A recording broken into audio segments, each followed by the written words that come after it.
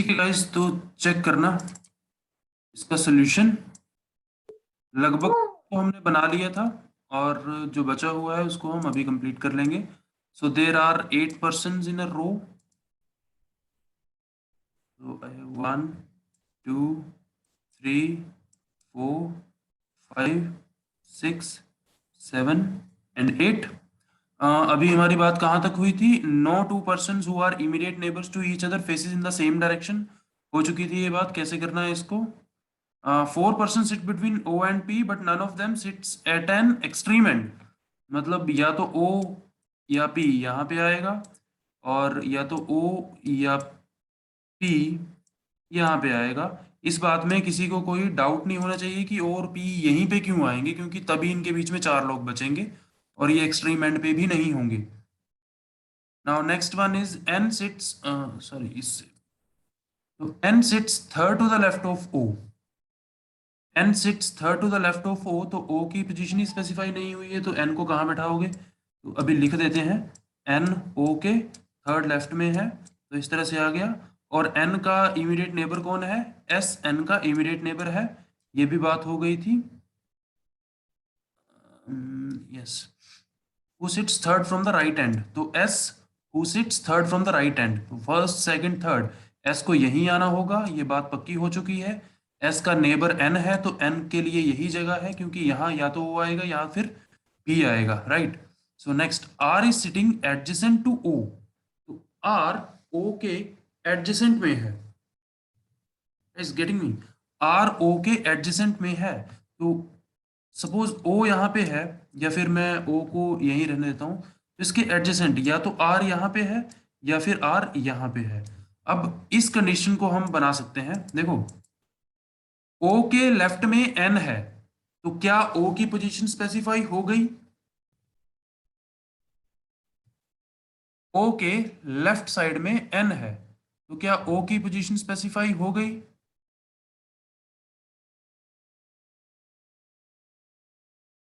अरे हाँ या ना?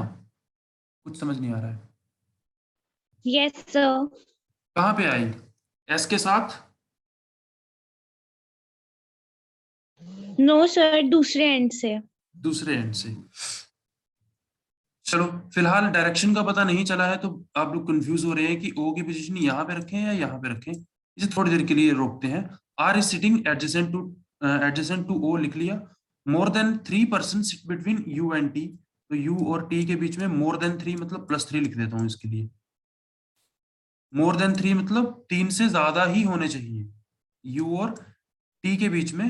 Who does not sit at an extreme and, तो हु किसके लिए यूज हुआ? टी के लिए, तो टी एंड पे नहीं होगा। टी एंड पे नहीं होगा। अब देखते हैं आगे। अब देखो, ओ की पोजीशन को पहले स्पेसिफाई करते हैं यहाँ पे, है ना। मुझे पता है कि ओ के लेफ्ट में एन है। ओ के लेफ्ट में 3 छोड़ के एन है, सॉरी 2 छोड़ के एन है ना। ओ के थर्ड लेफ्ट में एन है ना, ऐसे थी बात ये। तो ओ को हमें यहीं रखना पड़ेगा, तभी इससे 2 छोड़ के एन को रख पाओगे। और अगर ओ के लेफ्ट में एन आ रहा है, तो ओ की डायरेक्शन क्या है?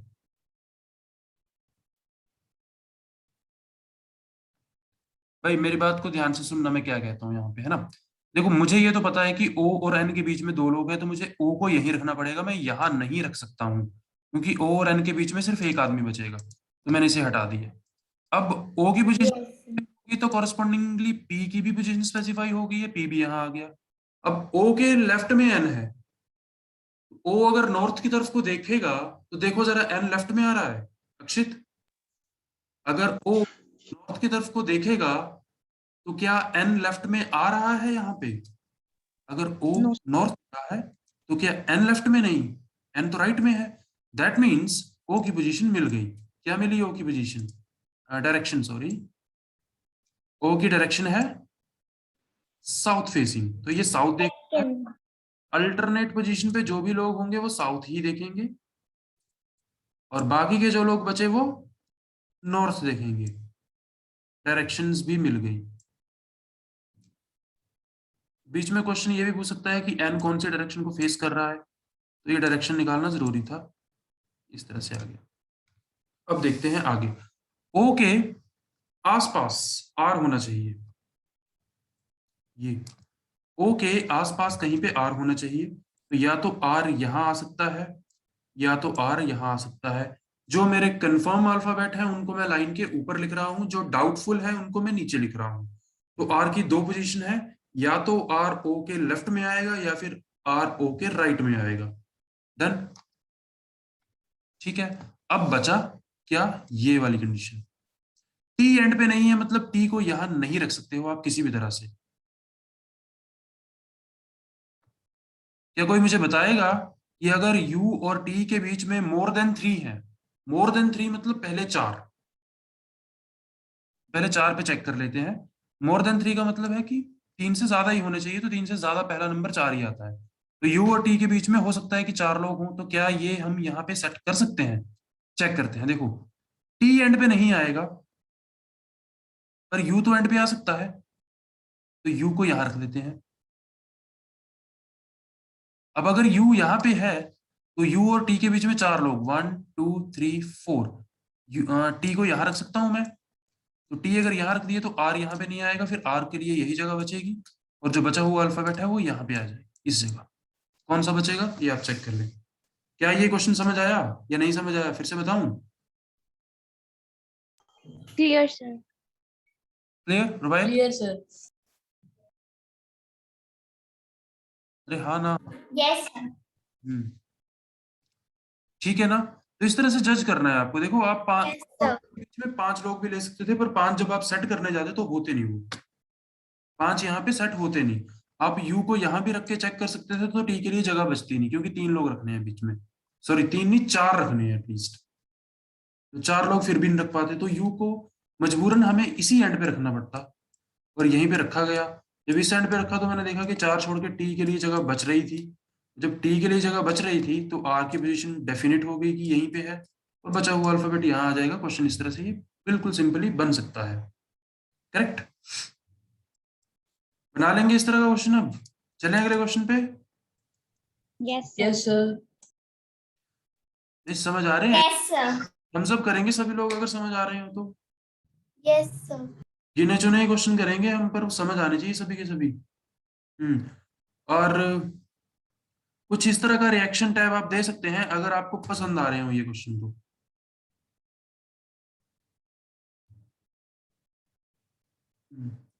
पर्सनली मुझे तो बहुत अच्छे लगते हैं। अब आप भी इनमें थोड़ा सा इंटरेस्ट डेवलप करिए, प्रैक्टिस करेंगे डेवलप हो जाएगा। बहुत ही शानदार क्वेश्चन रहते हैं इस तरह के। रीजनिंग में ये क्वेश्चन अगर आप कर लेते हैं तो लगभग चीजें आसान हो जाती हैं। दिमाग की सबसे ज्यादा जो कंजम्पशन है वो यही क्वेश्चन करवाते हैं आपसे। चलिए नेक्स्ट क्वेश्चन को चेक करिए, इसे नोट करिए एक बार।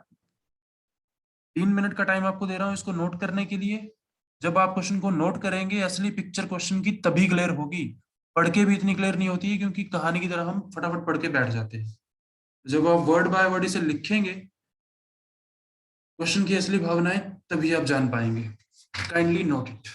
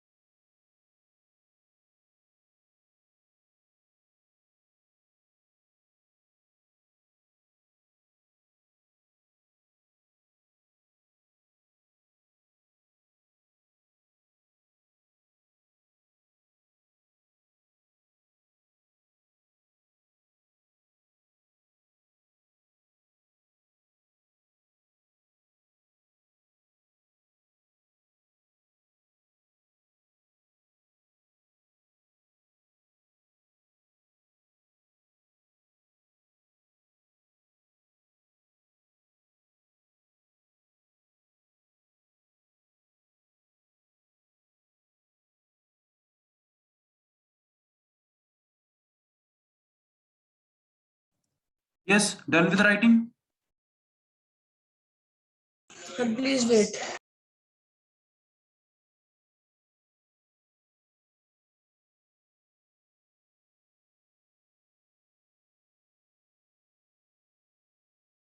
एक बार क्वेश्चन को लिख के आराम से पढ़िए इसे कि क्या कह रहा है ये।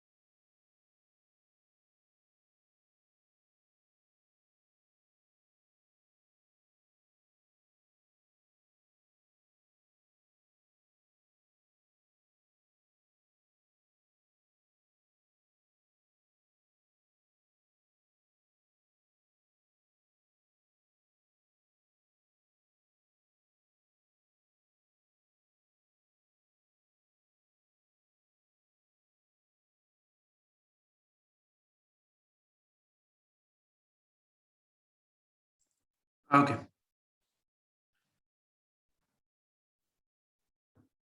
सॉल्व करें गाइस? Yes, sir. ठीक है, Yes, sir. ओके, चेक करिए। स्टेटमेंट को पहले पढ़ लेते हैं एक बार। So there are 12 persons and they are sitting in two parallel rows at equal distance facing each other. Facing each other का मतलब आप समझ रहे होंगे कि क्या होता है। Now Q, R, S, T, U and V are sitting in row 1 facing south. B, C, D, E, F, G are sitting in row 2 facing north, but not necessarily in the same order. तो मैं यहाँ पे इन दोनों को बना लेता हूँ, यहाँ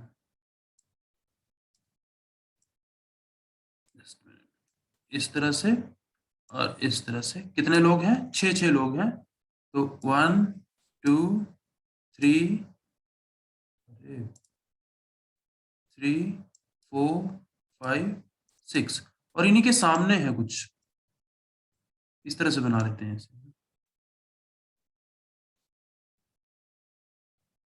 एक दूसरे को ये लोग फेस कर रहे हैं इस तरह से थ्रू आउट।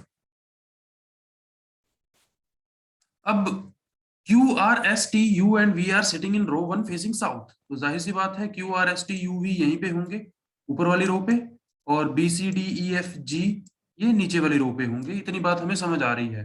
अगर B, C, D, E and G ये नॉर्थ फेस कर रहे हैं तो इनको नीचे वाली रो पे ही होना पड़ेगा, तो ये ध्यान रखें। अब आगे देखते हैं, यहाँ लिख ही देता हूं मैं, चलो Q, R, S, T, U and V ये सब ऊपर वाली रो पे हैं, and B, C, D, E, F and G ये नीचे वाली रो पे हैं। Not necessarily in the same order, ये हमेशा लिखता है। Now next, G sits third to the right of B. G sits third to the right of B. तो B के राइट में G है,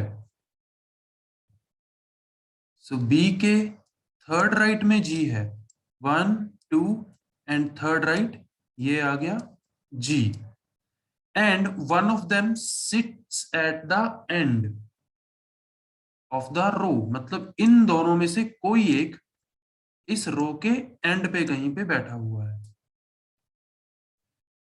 Q sits at the right end of the row, तो Q right and पे है, तो क्या Q यहाँ पे होगा? बोलो हाँ। No, sir. No, sir. Exactly ये यहाँ पे नहीं होगा। और क्यों नहीं होगा यहाँ पे रुवायत? Sir, because वहां पे लिखा है कि 3 persons sit between Q and T. नहीं नहीं नहीं, लुक, इसने यहाँ पे direct Q sits at the right end of the row, Q ऊपर वाली रो पे होगा, जाहिर सी बात है। तो Q यहाँ पे क्यों नहीं हो सकता है? कोई भी इसका रीजन बता सकता है? सर अगर हम ऊपर वाली रो का राइट देख रहे हैं तो हम मतलब दूसरी डायरेक्शन से देखेंगे, और अगर एग्जैक्टली दूसरी डायरेक्शन से देखेंगे तो वो ऑपोजिट राइट बनेगा। टॉप रो वाले लोग north face sorry south face कर रहे हैं, और अगर ये साउथ फेस कर रहे हैं तो इनका एक्सट्रीम राइट एंड यहां पे दिखाएगा। बात समझने की कोशिश करिए। अगर आप साउथ फेस कर रहे हैं तो आपका राइट किस तरफ है ये चेक करिए, और वहां के एक्सट्रीम एंड पे क्यू को बिठाइए। गेटिंग समर्थ? समर्थ है नहीं यहाँ पे। सो 3 persons sit between Q and T, तो क्यू और टी के बीच में 3 लोग हैं, पहला, दूसरा और तीसरा, और यहां पे आ जाएगा आपका टी। ठीक है, 3 persons sit between Q and T.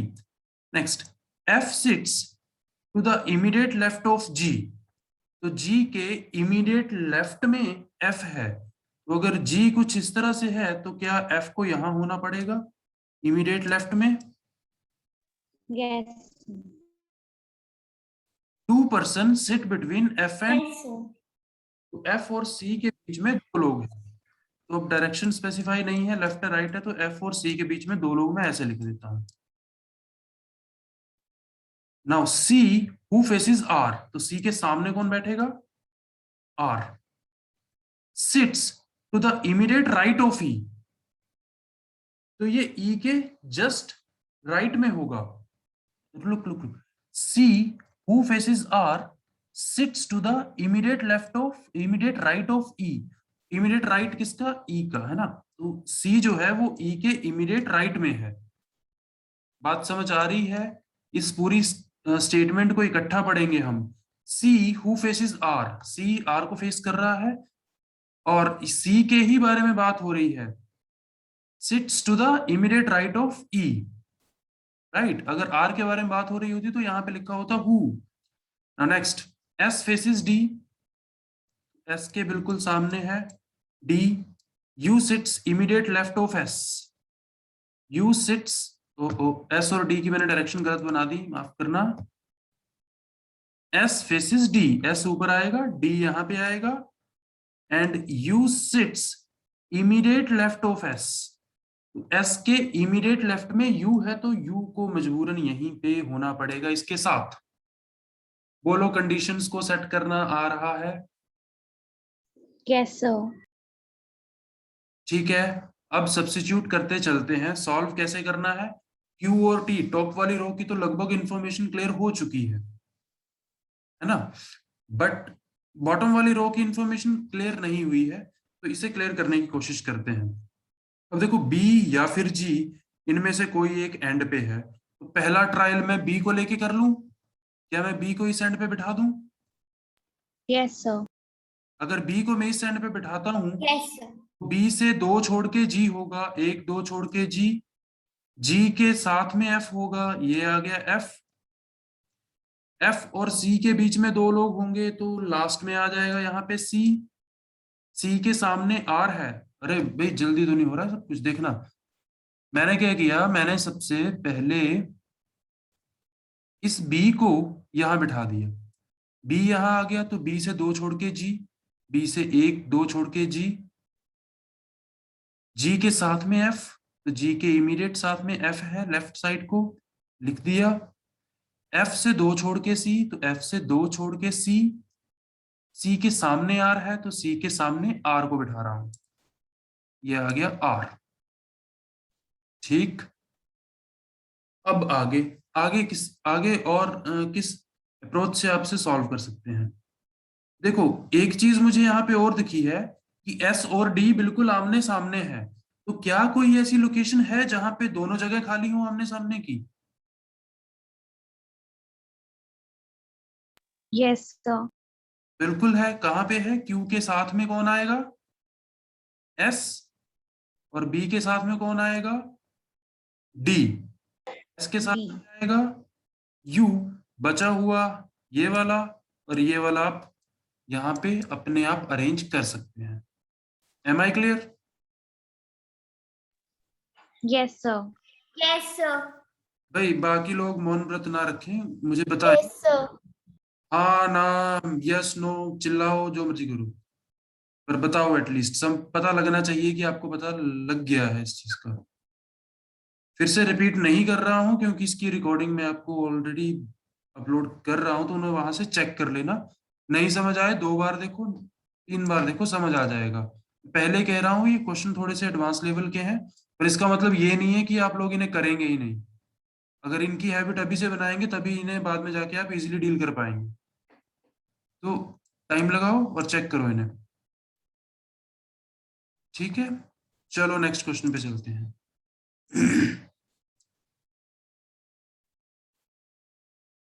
तो this is extreme last question.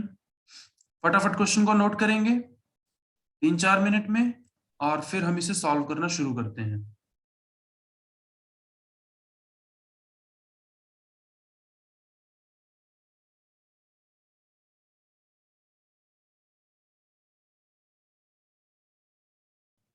Guys परेशान नहीं होंगे अगर आप इन क्वेश्चंस में थोड़ा सा कंफ्यूज हो रहे हैं या बहुत भी कंफ्यूज हो रहे हैं, तो लाजमी है, होना बनता है, कंफ्यूज होना बनता है आपका, डोंट वरी। अब बाद में जब इसे चेक करेंगे 1-2 बार सेम क्वेश्चंस को, तो आपका अपने आप होल्ड बन जाएगा। पर ये आपकी रिस्पॉन्सिबिलिटी है कि आप इन्हें रिपीट करें एटलीस्ट 3 बार या 2 बार, तो इन्हें कर लेना, तभी जिंदगी सरल हो पाएगी। नहीं तो जिंदगी में दुख बहुत सारे हैं आजकल लोगों की, और ये पजल बैंकिंग वालों की जिंदगी का सबसे बड़ा दुख है। ध्यान से।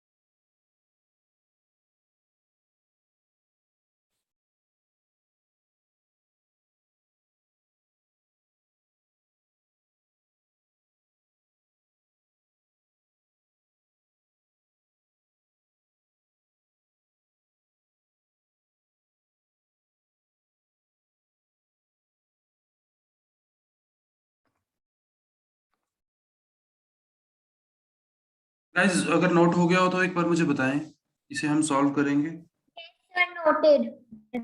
Noted. ठीक है, सेम पैटर्न में एक क्वेश्चन हमने पहले किया हुआ है सर्वाइव, है ना? एग्जैक्टली सेम क्वेश्चन, जहाँ पे आप लोग इनसाइड देख रहे थे। Yes, sir. The pattern is kind of same. हाँ, काइंड ऑफ सेम नहीं, एग्जैक्टली सेम। अब इसे सॉल्व करेंगे आप। और जरा माइक ऑन करके मुझे बताना कि क्या आप लोग रिकॉर्डिंग भी चेक कर रहे हैं। अगर नहीं कर रहे हैं तो मैं उन्हें डालना बंद कर रहा हूँ, क्योंकि फायदा नहीं है फिर। मैं चेक कर रहा था यहाँ पे अभी, आप देखते नहीं है कोई भी। अगर इसकी जरूरत नहीं है तो इसे बंद कर देते हैं, क्लास ही काफी है। यस। अरे हाँ ना, कुछ बोला करो।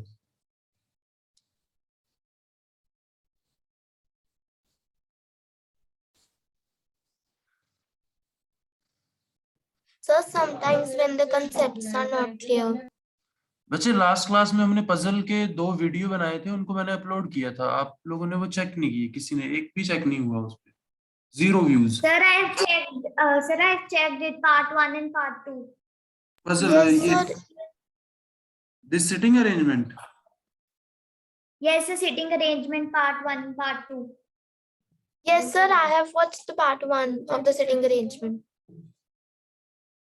Sir, even I have watched part 2. ठीक है, चलो फिर कंटिन्यू रखते हैं। अगर दिख जाएगा यहाँ पे फोरकास्ट पूरी की पूरी, अगर नहीं चेक करते हैं उस हिसाब से तो फिर इस पे मेहनत करना बंद कर दूंगा मैं, और अगर आप चाहेंगे तो कंटिन्यू रखेंगे। चलिए सॉल्व करें गाइस, इसे बनाएं या टाइम चाहिए आपको?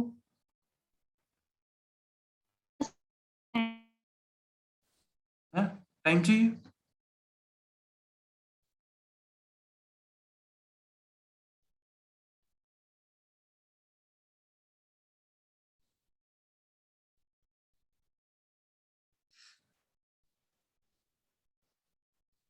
Sir done. बन गया यस सर। या लिख लिया? सर बन गया। बन गया। बताओ ए के राइट में कौन है? Sir H. ठीक है, ई के लेफ्ट में? Sir H. करेक्ट, सही है, फिर सही बनाया तुमने। चलो देखते हैं, बाकी लोग भी चेक करिए। गुड। जिन लोगों ने पिछले क्वेश्चंस पे प्रैक्टिस कर ली होगी ना 1-2 बार, वो लोग इसे बना लेंगे, इतनी उम्मीद है मुझे। पर शर्त यह है कि आपने 2-3 बार सेम क्वेश्चन को ट्राई किया हो, और तब तक ट्राई किया हो जब तक आप लोगों से वो खुद बन नहीं जाता है ना, बिना देखे। चलो देखते हैं। So 8 students A, B, C, D, E, F, G and H are sitting around a square table in such a way 4 of them sit at 4 corners while 4 sits in the middle of the each of the 4 sides. The one who sits at the corner faces the center. यहां से clue मिला। 4 जो corner पे है, they faces the center of the square table. तो बाकी के लोग आउटसाइड द सेंटर देख रहे होंगे। यहाँ पे अब लेफ्ट राइट का चक्कर पड़ जाता है थोड़ा सा।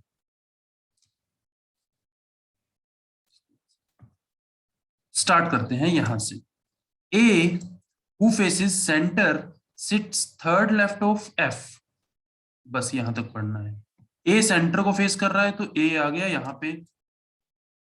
ए who faces centre sits third to the left of F, मतलब ए एफ के थर्ड लेफ्ट में है, मतलब ए और एफ के बीच में 2 लोग हैं, तो क्या एफ को यहां होना पड़ेगा, तभी थर्ड लेफ्ट में ए आ पाएगा। हाँ यस सर।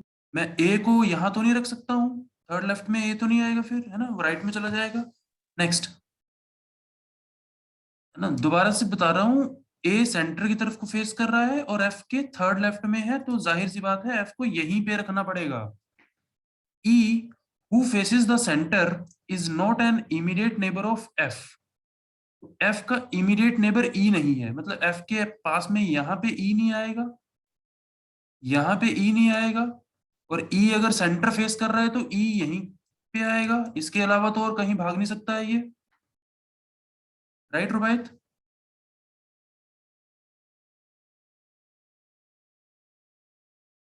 कहाँ चली गई है क्लास में?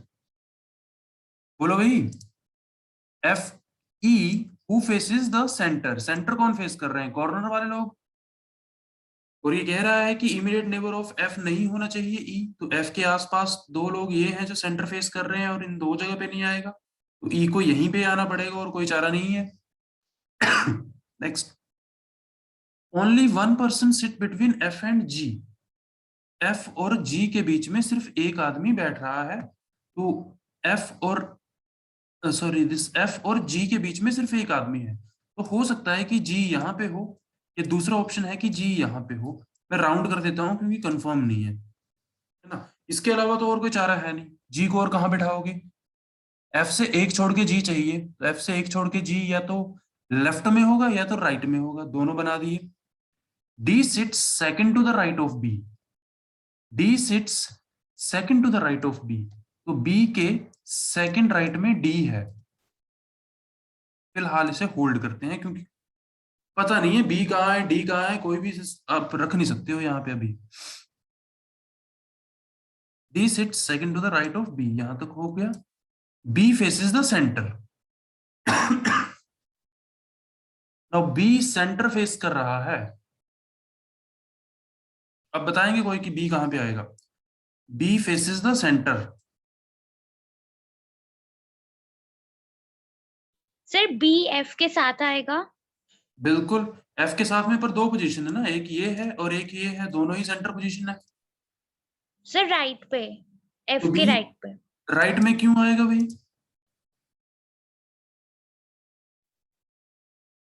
बी राइट में इसलिए आएगा क्यों बताइए, बी राइट में, लेफ्ट में क्यों नहीं आएगा? ये लेफ्ट में भी तो आ सकता था ना। बी सर मैंने पूरा बना लिया अब। अच्छा, आपने पूरा बना लिया। देखो बी Yes. बी और डी के बीच में एक आदमी है, तो अगर बी यहां पे हुआ तो बी और डी के बीच, इधर देखते हैं।